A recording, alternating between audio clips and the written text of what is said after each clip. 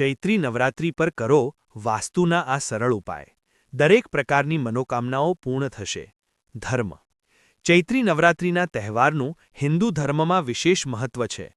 નવરાત્રિમાં સતત 9 દિવસ સુધી દેવી દુર્ગાની પૂજા કરવામાં આવે છે અને ઉપવાસ રાખવામાં આવે છે. ચૈત્ર નવરાત્રિના પ્રથમ દિવસે માતાજીની પૂજા અર્ચનાનો ઉત્સવ શુભ મુહૂર્તમાં કળશની સ્થાપના સાથે શરૂ થાય છે. એવું માનવામાં આવે છે કે નવરાત્રિ પર દુર્ગાની પૂજા કરવાથી દરેક પ્રકારની મનોકામનાઓ પૂર્ણ થાય છે.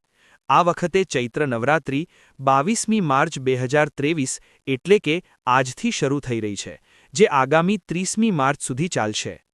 નવરાત્રિ પર માતાની કૃપા મેળવવા માટે અનેક પ્રકારના ઉપાયો અને પૂજા કરવામાં આવે છે. વાસ્તુ અનુસાર નવરાત્રિનો તહેવાર ઘરમાંથી વાસ્તુદોષ દૂર કરવાનો શ્રેષ્ઠ સમય છે. નવરાત્રિ પર કરવામાં આવેલા ઉપાયોથી ઘરમાંથી દરેક પ્રકારની નકારાત્મક શક્તિઓ દૂર થાય છે અને સુખ સમૃદ્ધિનો વાસ રહે છે. ચૈત્રી નવરાત્રિના દિવસે માતા સ્વર્ણમાંથી આવે છે અને સતત 9 દિવસ સુધી પૃથ્વી પર રહે છે. આ દરમિયાન મા દુર્ગા દરેક ભક્તના ઘરે જાય છે.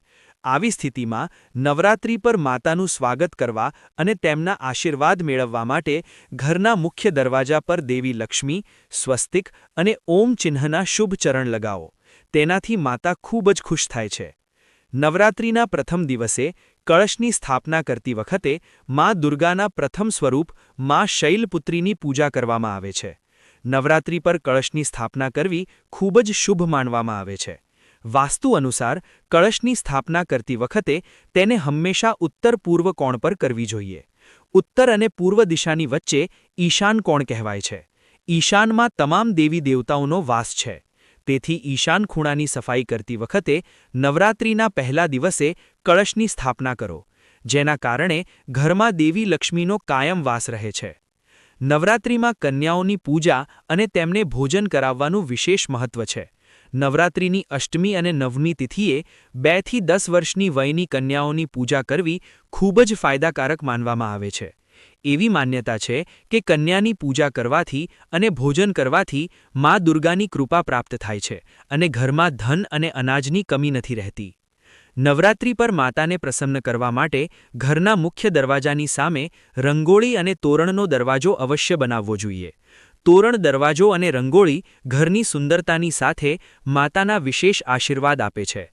તેથી જ નવરાત્રિના દરેક દિવસે ઘરના મુખ્ય દરવાજા પર કેળ અને આસોપાલવના તોરણ લગાવો.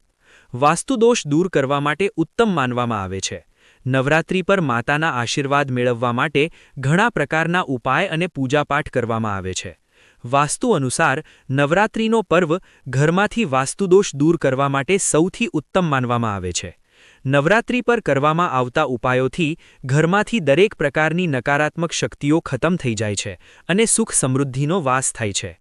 જય માતાજી.